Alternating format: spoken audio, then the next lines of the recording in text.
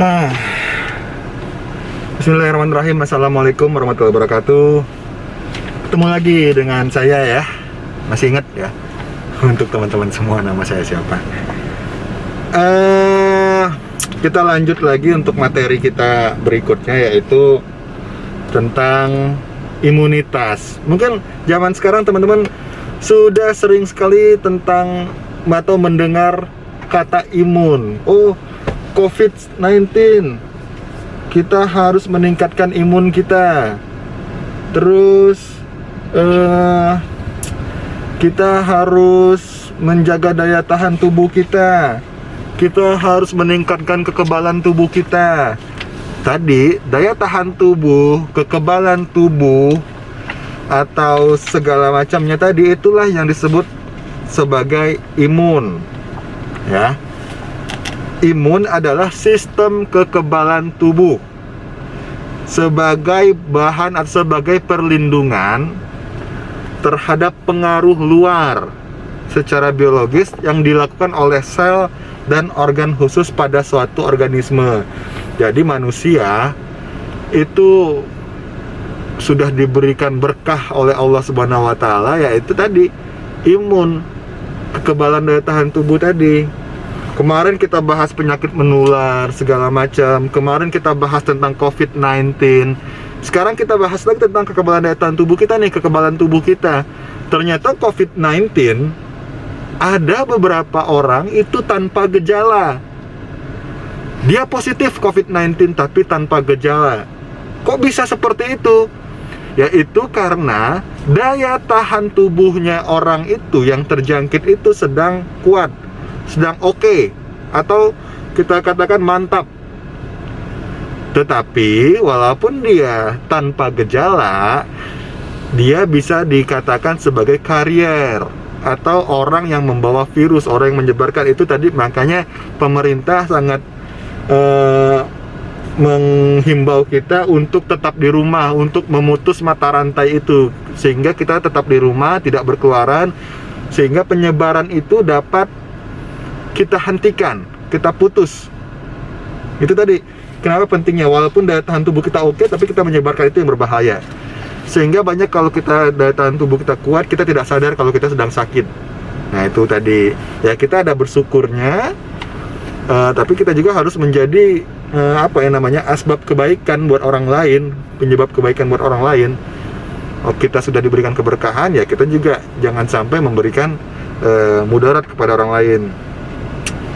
Kata imun itu berasal dari kata imunitas, dari bahasa Yunani yang berarti pembebasan atau kekebalan. Dulu imun itu diberikan pada senator Romawi selama masa jabatan mereka terhadap kewajiban sebagai warga negara. Jadi mereka dulu diberikan imunitas itu sebagai kekebalan untuk tidak membayar pajak, atau bebas juga terhadap dakwaan atau yang masalah dalam hukum. Itu pada zaman Romawi terlebih dahulu. Sedangkan kalau imun ini, kita adalah sistem imun adalah suatu sistem dalam tubuh yang terdiri dari sel-sel serta produk zat-zat yang dihasilkannya, yang bekerja sama secara kolektif dan terkoordinir untuk melawan benda asing seperti kuman-kuman, penyakit atau racunnya yang masuk ke dalam tubuh. Nah itu pengertian imunitas. Jenis-jenis kekebalan tubuh atau imun yang kita bahas di buku ini, itu ada beberapa. Misalkan ada tentang sistem kekebalan tubuh bawaan. Jadi itu sudah ada dari bawaan tubuh kita. Contohnya apa sih? Ada kekebalan tubuh bawaan itu contohnya pada bagian kulit kita. Pertama, itulah perlindungan permukaan atau pada bagian luar. Apabila ada kuman masuk ke dalam tubuh, ada sistem pertama pada kulit yang akan menghalangi dan mematikan kuman tersebut, sehingga kuman tidak dapat masuk ke dalam tubuh. Ada juga kalau orang mungkin pernah lihat tuh bulu hidung, itu juga salah satu bagian dari kekebalan tubuh kita juga. Apabila kuman dapat menembus atau lolos dari kulit, maka akan dijerat oleh lendir yang dihasilkan oleh bagian membran mukosa. Nah itu tadi. Teman-teman mengetahui kulit itu selalu mengelupas atau berganti kulit kayak ular ya. Tapi manusia itu kulitnya mengelupas secara periodik juga dan menghasilkan minyak yang bersifat asam yang dapat membunuh kuman. Itu tadi. Kulit yang utuh merupakan pertahanan terluar untuk mencegah masuknya bibit penyakit. Yang kedua, kelenjar air mata. Tuh, ternyata kelenjar air mata itu juga sistem kekebalan tubuh bawaan kita. Kenapa? Karena dia menghasilkan lisosim yang dapat menghancurkan bibit penyakit yang menempel pada mata. Yang ketiga, keasaman. Keasaman ini biasanya pada wanita, keasaman atau pH-nya sekian, dan urin. Jadi keasaman ini pada vagina dan urin yang akan menghambat pertumbuhan bibit penyakit tertentu. Ya itu tadi. Tapi kalau berlebihan juga tidak baik juga. Terus juga ada lambung. Pada lambung ada sistem kekebalan tubuh bawaan, yaitu namanya zat asam lambung atau HCl, itu untuk membunuh kuman-kuman yang masuk pada makanan juga. Nah, itu untuk sistem kekebalan tubuh bawaan atau perlindungan permukaan. Yang kedua ada sistem kekebalan tubuh adaptif. Kekebalan adaptif ini adalah kekebalan secara spesifik karena dia mampu mengenali dan mengingat patogen spesifik, sehingga kita membentuk antibodi atau antitoksin atau anti racun yang dapat menahan serangan bibit penyakit tersebut. Jadi misalkan contoh seperti ini, misalkan misalkan ada penyakit virus COVID-19, kita terpapar, terus kita tidak ada gejala, dari positif menjadi negatif, sembuh. Kan dalam kemarin sering ada himbauan pemerintah, orang yang sudah COVID-19 sembuh, dia tidak akan bisa lagi terkena penyakit COVID-19, atau dia sudah bisa menyembuhkan sendiri. Tadi itu karena sistem kekebalan tubuh tadi yang adaptif tadi, dia menyesuaikan diri seperti itu.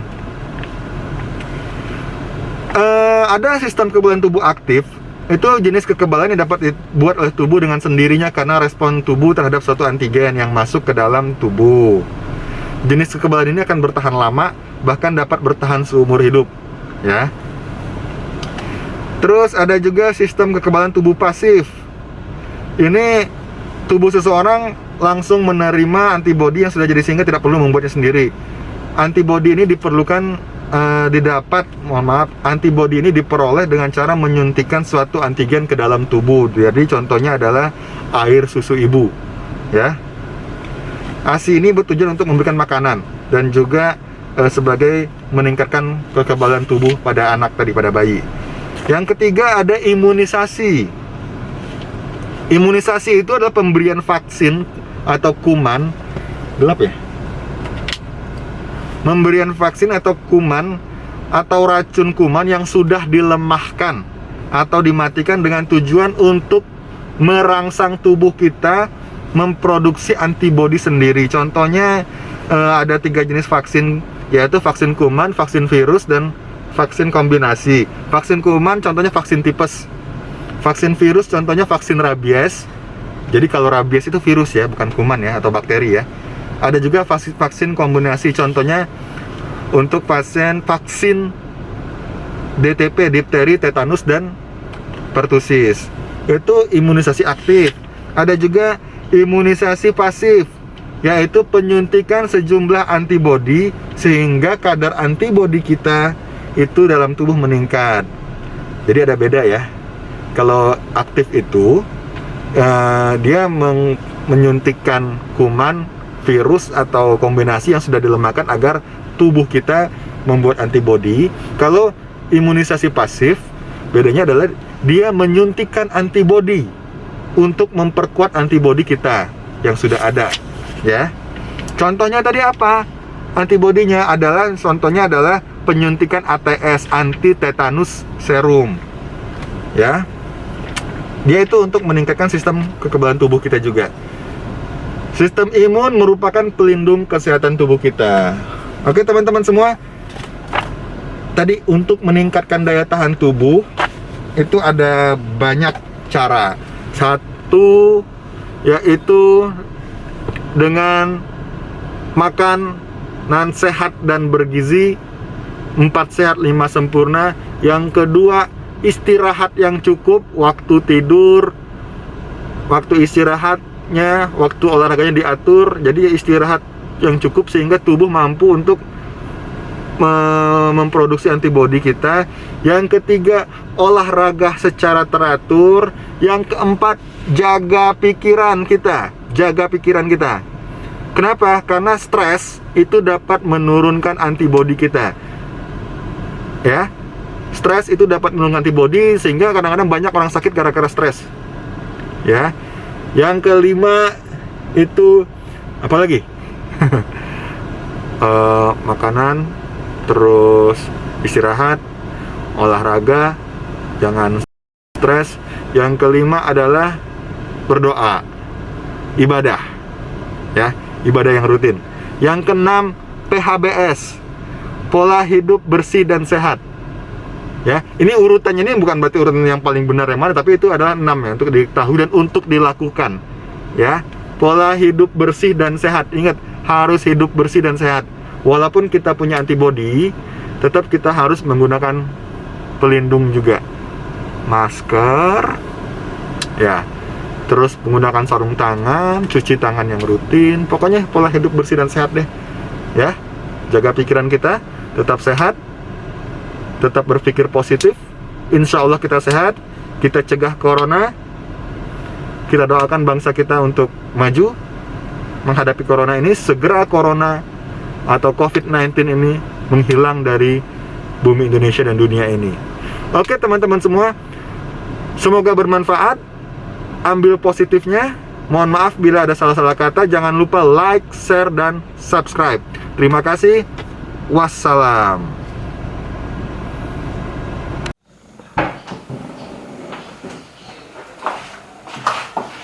Pak pulang lagi? Lupa, lockdown, sekolahnya tutup. Waduh.